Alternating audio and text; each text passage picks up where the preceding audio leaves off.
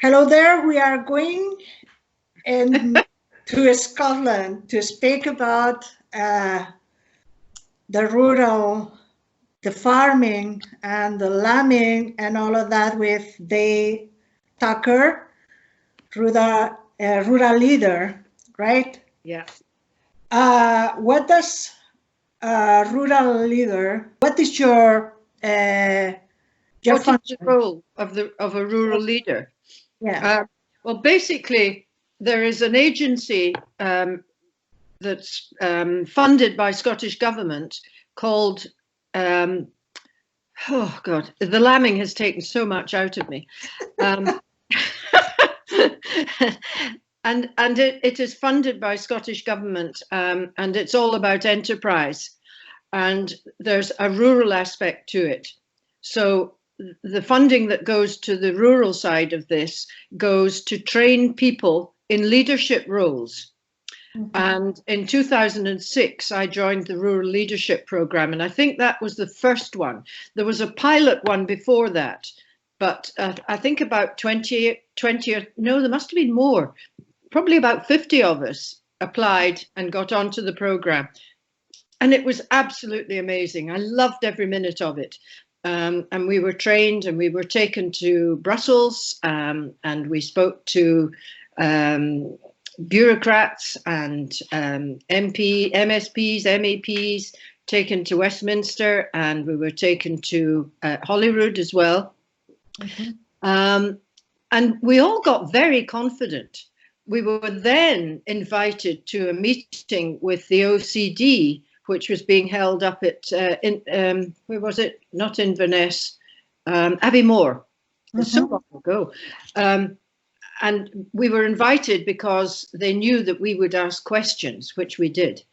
And that was when I first met the Rural Affairs Minister, Richard Lochhead, who had just become the Rural Affairs Minister because the SNP had got in 2007. And we struck up a great relationship, and he just went out of his way to help all the rural leaders.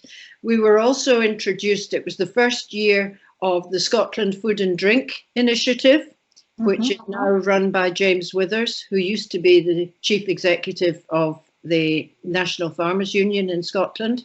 And he's an incredibly able young man, and he has taken the food and drink programme to such a high level. To the extent that between him and the producers and Richard Lochhead, food and drink started to, the income from that started to outstrip oil and gas in Scotland, which of course was a great thing because the oil and the gas is always such a trial to have. You know, it goes up and down, and people say, oh, you can't be independent because your oil isn't stable and all the rest of it. So it was important for Scotland to have other forms of income that were more stable than the oil. Daye, how is the lambing season going? Because you share some beautiful videos and photos. We're watching with a lot of interest because every year is a beautiful picture from Scotland. Yes, yes.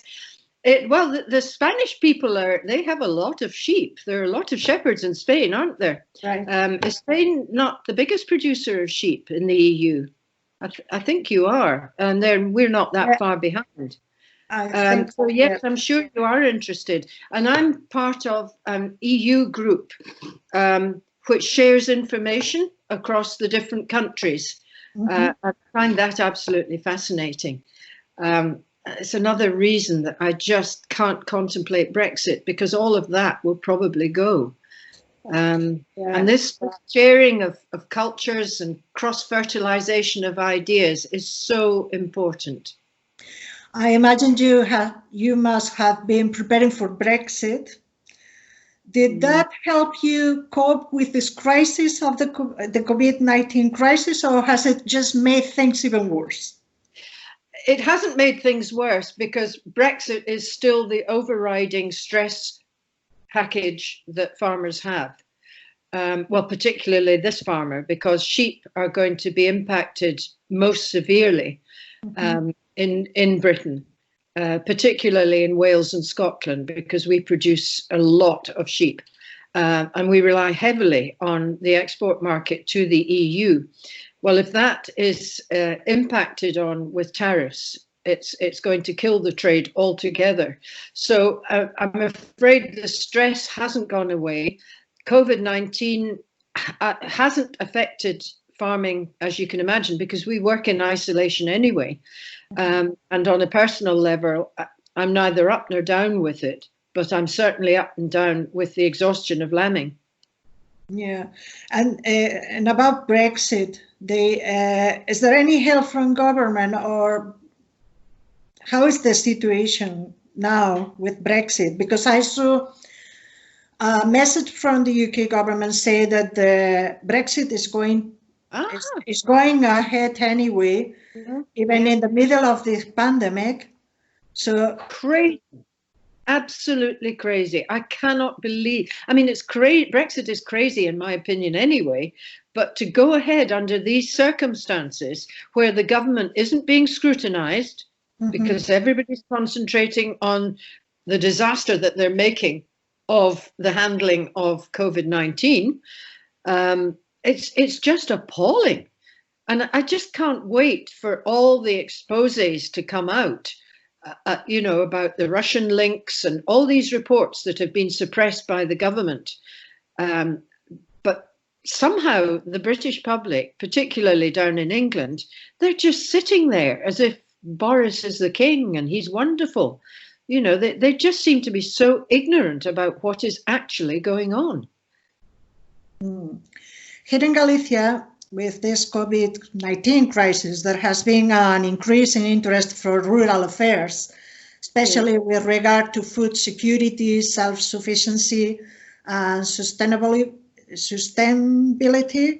and nature and environment in general. Are you seeing the same in Scotland? Yes, yes. But we've always been very proactive in that respect, far more so than the DEFRA department down in Westminster. Our rural areas are much more important to Scotland. We have a much more diverse economy than they do down, well, over the whole UK, which seems to be focused entirely on finance. Although we've got our own financial areas, it's the rural area and all the small businesses that are supported by farming and our environment and tourism that really is the important part to Scotland. So we have a totally different economy from England. Yeah, we hear a lot about permaculture and regenerative farming. And are these ideas changing your farm? Not on my farm. Because I've always, I've come into farming in 2000. I was an art and design teacher. So I had a different outlook on farming. It was always my dream to farm. So it hasn't been difficult for me to embrace the environment and how important it is to farming and how important the principles of organic farming are. I'm not an organic farmer, but I do embrace the principles of it. But I do see a sea change amongst all the conventional farmers, most of the conventional farmers, and certainly National Farmers Union Scotland is really grasping how important it is, and that we, instead of being the barrier to this, are actually the enablers. But we need to be rewarded for doing the kind of things that will help with climate change. Yeah. There's another thing, because there's a lot of different initiatives in the US. For example, the homesteading movement in the US, which is growing. I don't know, is anything being done to encourage people into farming and grafting and to expand that? At long last, yes. And no. Certainly, I would, although I'm old, I was regarded as a new entrant because I came into farming. I wasn't on the receiving end of any subsidies from the EU. Mm-hmm. And I didn't get any subsidies until about 2016. Mm-hmm. They should have come in 2014, but everything was behind. So it wasn't until 2016 that myself and the young ones, and indeed other older new entrant farmers, were put on a level playing field with the older farmers. Mm-hmm. So there was a situation where the EU started to reduce the payments from the existing farmers each year, so that they were trying to level everybody up. And they increased and the idea was that by 2020, we would all be in balance. Uh-huh. Hasn't quite happened like that, but at least we're now getting a more level playing field, and we're able to invest a bit more in our farms. But we've been severely disadvantaged by the way the UK government and indeed the Scottish government have decided to distribute the funding. And you may know or have heard that it's only just recently that the UK government has been shamed into giving Scotland the extra funding for the disadvantages that they have had in terms of subsidies. Mm-hmm. I mean, it was hundreds and thousands of pounds, millions of pounds. And it's only just been given to Scotland. 6 years ago, it was given to Scotland because we were the lowest recipients of the payments at the time. And the EU was trying to balance everybody up. Yeah, this problem with the central governments don't understand. It looks like they don't understand the importance of the reality of the devolved administrations. Even when Scotland has the power for in your sector, but this Brexit thing, Yes, it looks like has make worse the situation for you, and it's crazy. It's just crazy. yes.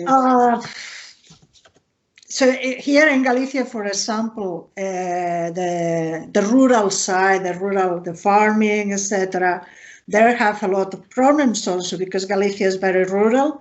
Yes. And we need, and with this COVID crisis is going to be even worse. But now people are trying to understand the importance of the rural side. So, Yes. do you think we can we find a way? Can we find a way to live with nature and still make a living? Oh yes, I do believe we can. I mean, I do. I haven't used nitrogen, for instance, on my fields for decades. Mm-hmm. Yeah, we certainly can. Mm-hmm. The farming is a hard work. It's 365 days a year. Mm. It is also enjoyable and rewarding. Yes. Yes. It's a way of life. Yeah. And if you counted your hours, which farmers don't do, but if you counted the hours that you put into the farm, you know, we'd be earning pennies per hour. And a last question, Daye, because I know you're exhausted because you're with the lemon scissor, and I know you're working very, very, very hard. We're nearly finished. Will you do anything else? Will you do anything else? And would I? No, because I'm living the dream. I mean, all my life I've been a professional art and design teacher, but I always wanted to be a farmer, and I got the opportunity and I took it. So I'm getting what I deserve. Well, Daye Tucker, rural leader in Scotland, thank you very, very much for your time and all the best, okay? Thank you. My pleasure. And apologies for my dress. That's no problem. We're living in a lockdown, and you see the faces and the interviews, and when we contact to other people, as you know, nothing is strange, nothing weird about it. Thank you very much. Okay. Okay. Lots of love.